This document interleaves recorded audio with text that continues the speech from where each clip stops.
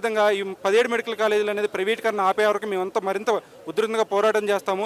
అదే కాకుండా ఏదైతే ఈ నకిలీ మద్యం అనేది ఈ 18 నెలలు వచ్చిన తర్వాత మీరు ఏమైనా చేయగలిగితే ఈ నకిలీ మద్యం అప్పుడే పట్టుకోవాలి ఏమైనా మేము చేసుంటే.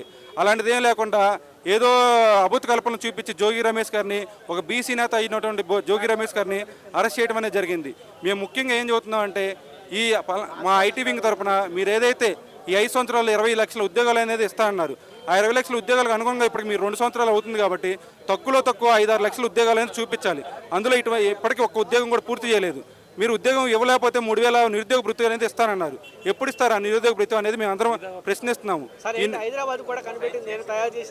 ఆయన ఎక్కడ తయారు చేశారండి? ఇది అప్పుడు నేదురుమల జనార్దన్ రెడ్డి గారు శంకుస్థాపన చేశారు.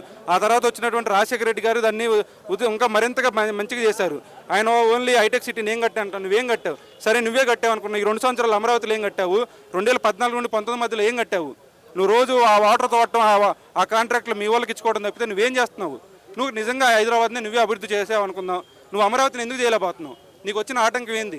నువ్వే అంతా మీ వాళ్ళే కదా, నువ్వే రాజధానిగా ల్యాండ్ పూలింగ్ తీసుకున్నావు, అన్ని తీసుకున్నావు, నువ్వెందుకు చేయలేకపోతున్నావు?